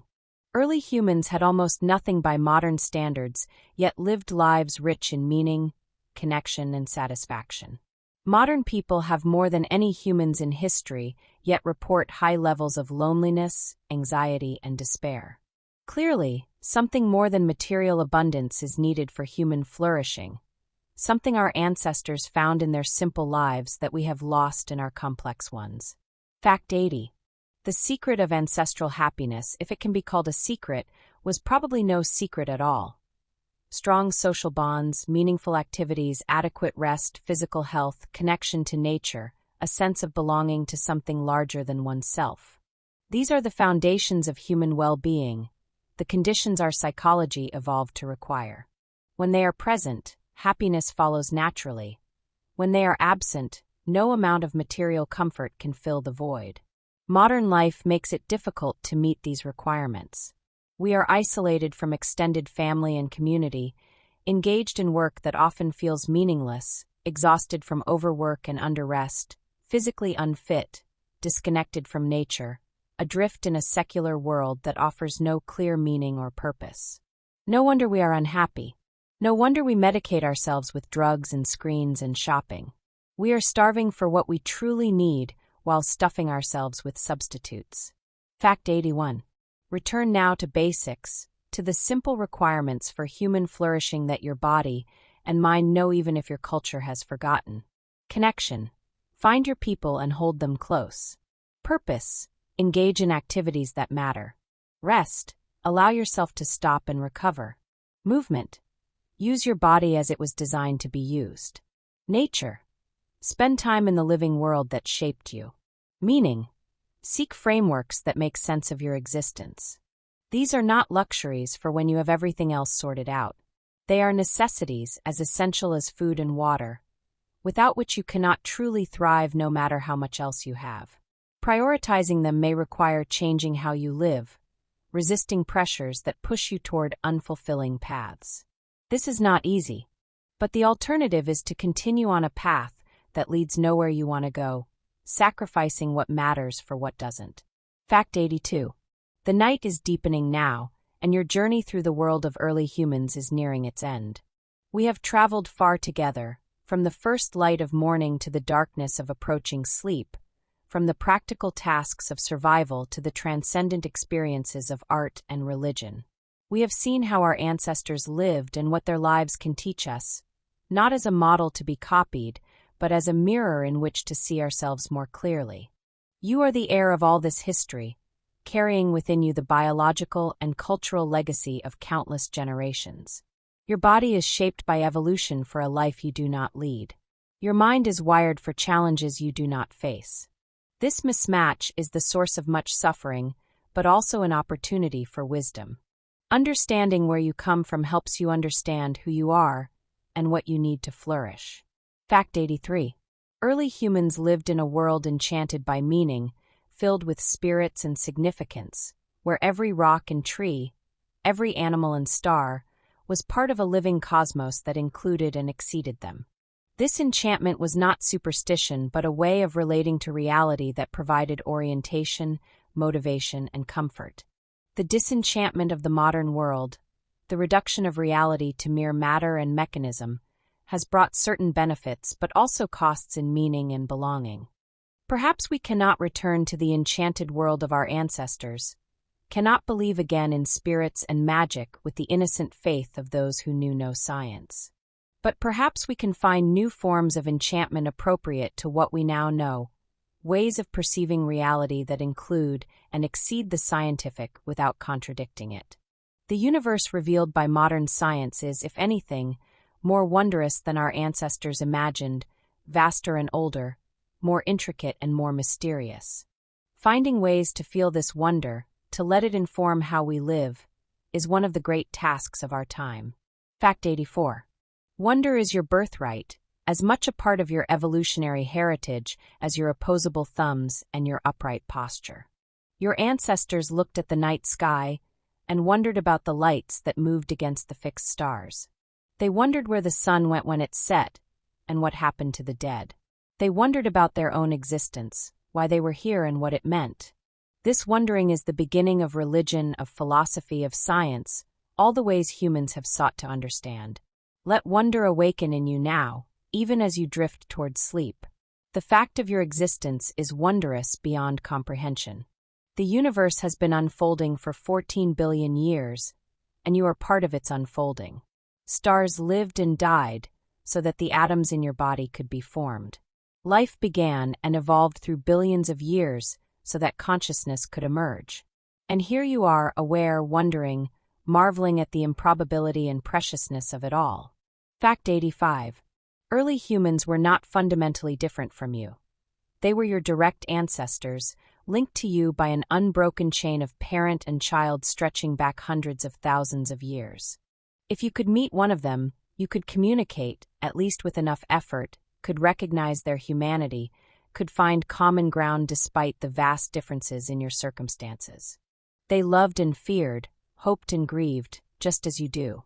They were human. This continuity connects you to everyone who has ever lived and everyone who will ever live. You are part of a story that began long before you and will continue long after you are gone. Your chapter is important. Every chapter is important. But the story is larger than any individual, a collective creation that gives meaning to individual existence. Early humans knew this, felt their embeddedness in lineage and tradition and land. Finding ways to recover this sense of belonging may be one of the most important things modern people can do. Fact 86. We are approaching the end of our journey now, moving through the last facts toward the release of sleep. The campfire has burned down to glowing embers, most of the band already asleep around its warmth. The sounds of the night surround you. Insects and frogs, the distant call of an owl, the breathing of your companions. Above, the stars will slowly, the same stars your ancestors watched, the same patterns they named and storied. You are safe. The day's tasks are done. Tomorrow will bring its own challenges and its own satisfactions, but for now there is nothing to do, nothing to worry about, nothing to figure out. The universe will continue without your supervision. The world will keep turning whether you are awake or asleep. Let go now, release the vigilance that keeps you tense and alert. Allow the natural process of sleep to take you where it will. Fact 87. Sleep was sacred to many early human cultures, a time when the soul traveled, when dreams brought messages from spirits, when the boundary between ordinary reality and other realms became permeable. Dreams were interpreted and discussed, their meanings sought for guidance in waking life. The dream world was not less real than the waking world, but differently real, a parallel realm with its own truths and its own dangers. Modern science has explained much about the physiology of sleep and dreaming, the stages and cycles, the brain activity and the chemical changes. But it has not explained why we dream what we dream, why sleep feels like death and waking like resurrection, why those moments between waking and sleeping are so strange and creative. The mystery remains, deeper perhaps than science can reach. Let yourself sink into that mystery now, not seeking to understand, but simply to experience. Fact 88.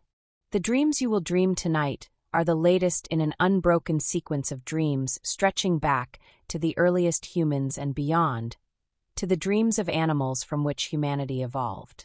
Dreaming is ancient, probably as old as sleep itself, a function whose purpose remains debated, but whose reality is undeniable. You will dream whether you remember or not. Your brain will generate experiences out of nothing, creating worlds and populating them with figures that seem real while you dream. What will you dream tonight? No one knows, not even you. The dreaming mind follows its own logic, drawing on memory and emotion, on the events of the day and the concerns of a lifetime. Perhaps you will dream of early humans, of campfires and hunts, of gathering and tool-making, of all the things we have explored tonight. Or perhaps your dreams will take you somewhere else entirely, to places you have never been and never could go waking. Trust the process. Your dreaming mind knows what it is doing even when your waking mind does not. Fact 89. Gratitude was probably an emotion familiar to early humans, felt toward companions who shared food, toward spirits who brought good hunting, toward the world that provided for their needs. Gratitude strengthens social bonds, motivating reciprocity and reinforcing relationships that were essential for survival. Those who felt and expressed gratitude were probably better integrated into their communities and thus more likely to receive help when they needed it. Feel gratitude now, if you can, for all that has been given to you, for the body that has carried you through this day, for the food that nourished you, for the shelter that protects you, for the people who have loved you, for the countless generations of ancestors whose efforts made your life possible. Gratitude is not just pleasant, but healing, shifting attention from what is lacking to what is present, from problems to blessings. This simple shift can transform experience, revealing abundance where scarcity seemed to reign. Fact 90. We have covered 90 facts about early human life, leaving only 9 more on our journey together. The night has grown late, the fire is nearly out. Most of what could be said has been said, and what remains is the approach of sleep itself, the letting go that comes when nothing more needs to be done. Early humans knew this release at the end of each day, the satisfaction of completeness, the peace of arriving at the natural stopping point. You have traveled far tonight, from the first awakening with the sunrise through all the activities and experiences of an early human day. You have foraged and hunted, made tools and tended fire, raised children and told stories. You have considered the great questions of existence and felt the great emotions that make us human. Now it is time to rest, to let the body repair itself and the mind process its experiences. Sleep calls, and there is no reason to resist. Fact 91. Early humans were not perfect, not noble savages living in harmony with nature and each other. They were human, which means capable of selfishness and cruelty, as well as generosity and kindness. They made war on each other, enslaved captives, abandoned the old and sick when resources were scarce. Their environmental impact was less than ours, but not zero. They hunted some species to extinction and modified landscapes through fire. Romanticizing our ancestors distorts the truth and prevents us from learning what they actually have to teach us. They were neither better nor worse than we are, just human beings responding to different circumstances with the same basic nature. Understanding them helps us understand ourselves, not as a golden age to which we should return, but as a mirror that reveals aspects of our nature that modern life obscures. Fact 92. The future stretches before us, unwritten, unpredictable, full of danger and possibility. What our descendants will think of us, how they will live, whether they will survive at all, no one knows. We are at a turning point in human history, where the choices we make will have consequences lasting for generations, possibly for millions of years. The long story of humanity that began on the African savanna may continue indefinitely, or may end in catastrophe within the lifetimes of people now alive. Early humans could not have imagined the world we live in, and we cannot imagine the world that will exist in another 100,000 years, if humanity survives that long. But we can hope, and we can work toward outcomes we want even knowing we cannot control them. The example of our ancestors, who survived against all odds in environments far more dangerous than ours, can inspire us to face our own challenges with courage and determination. Fact 93. The final facts approach like the final moments before sleep, the slowing of thought, the fading of awareness, the crossing of the threshold into unconsciousness. There is nothing to fear in this crossing. You have made it thousands of times and will make it thousands more. Sleep is natural, necessary healing. Your body knows how to do this. Your mind knows how to release. All you need to do is stop trying and let it happen. Early humans fell asleep without sleeping pills or meditation apps, without white noise machines or weighted blankets. They fell asleep because they were tired, because the day was done, because the fire was warm and the company was good. They fell asleep surrounded by family and friends, connected to the community that gave their lives meaning. This is the natural human way of falling asleep, and perhaps modern sleep problems arise partly from departures from this pattern. Fact 94. Consider now what you will take from this journey into the lives of early humans. What insights or intentions will accompany you into tomorrow and beyond? Perhaps a commitment to spend more time with people who matter to you. Perhaps a decision to spend more time in nature. Perhaps an intention to move your body more, to eat food your ancestors would recognize, to rest without guilt. Perhaps simply a new perspective on your own life, seen against the backdrop of evolutionary history. Whatever you take from tonight's exploration, let it enrich rather than burden you. The goal is not to add more obligations to an already overloaded life, but to recognize what truly matters and let go of what doesn't. Your ancestors lived with far less than you have and found life worth living. Perhaps you can do the same, finding contentment in simplicity rather than chasing satisfactions that always recede. Fact 95. The story of humanity is still being written, and you are one of its authors. Every choice you make, every action you take, adds a word or a sentence to the story. Most of these contributions will be forgotten, lost in the vast accumulation of human history. But they matter nonetheless, rippling outward in ways you cannot predict or control, affecting outcomes you will never see. Your ancestors' contributions have reached you across thousands of generations, in the genes that built your body and the culture that shaped your mind. Your contributions will reach forward in the same way, perhaps for thousands of generations more. This is the only immortality on offer, the continuation of influence beyond individual death. It is enough. It has to be enough. No one lives forever, but the effects of living last longer than any life. Fact 96. For facts remain, for final steps on the journey towards sleep. The night is very late now, the darkness complete except for the faint glow of dying embers. All around you, your bandmates sleep, their breathing slow and regular, their dreams carrying them to places you cannot follow. You are nearly alone now, nearly asleep yourself, suspended between waking and dreaming. Early humans knew this liminal space, the threshold between states, the moment of transition when ordinary reality loosens its grip. They marked such thresholds with rituals and symbols, recognizing their power and danger. You stand at such a threshold now, about to cross from waking into sleep, from consciousness into unconsciousness. Take a breath. Release it. Let the crossing happen. Fact 97.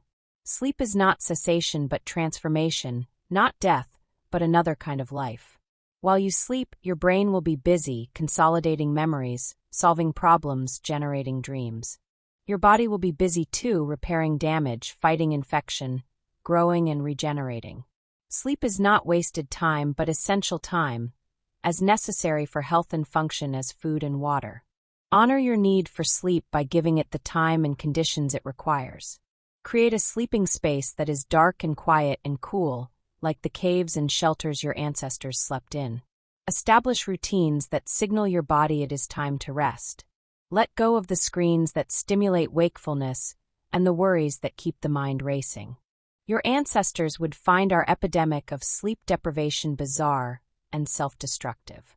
Perhaps we should trust their judgment. Fact 98. 2 facts remain, then silence. The journey is almost complete. You have traveled from dawn to dark, from the first humans to yourself, from the ancient past to this present moment. You have considered what it meant to be human before civilization, before technology, before all the comforts and complications of modern life. You have caught glimpses of a way of being that was our heritage for hundreds of thousands of years. This heritage is not gone, only buried. It lives in your body, which still responds to the rhythms of light and dark, of activity and rest. It lives in your mind, which still craves connection and meaning and belonging. It lives in your heart, which still loves and grieves and hopes with the same emotions your ancestors felt around their ancient fires. You are the heir of all this history. May you carry your inheritance wisely. Fact 99. The final fact is this: you are home. Not the home of walls and roof, of address and mortgage, but the deeper home of being human, of belonging to a species that has walked this earth for hundreds of thousands of years, of being part of a story that began long before you were born and will continue long after you are gone. You are home in your body, evolved over millions of years to inhabit this planet. You are home in your community, whatever form it takes, because humans are meant to live together. You are home in this universe, which produced you and sustains you and will receive you back when your time is done. Early humans knew this home in their bones, felt their belonging to the land and the community and the cosmos. We have wandered far from this knowing, lost in abstractions and alienations that divide us from ourselves and each other and the world. But the way home is always open. It begins with a breath, a relaxation, a letting go. It continues through sleep and waking, through all the days of your life. And it ends where it began, in the mystery from which all things emerge and to which all things return. Close your eyes. The fire has gone out. The stars will overhead. Your ancestors sleep around you, and their ancestors before them, and there's before that, all the way back to the beginning. You are part of this great company, this endless procession of humans living and dying, and living again through their descendants. Rest now. You have earned your rest. Tomorrow the sun will rise, and the great adventure will continue. But for now, sleep. Sleep and dream. Dream of fires and hunts, of gatherings and songs, of all the life your ancestors lived, and all the life yet to come. Sleep. Sleep. Sleep.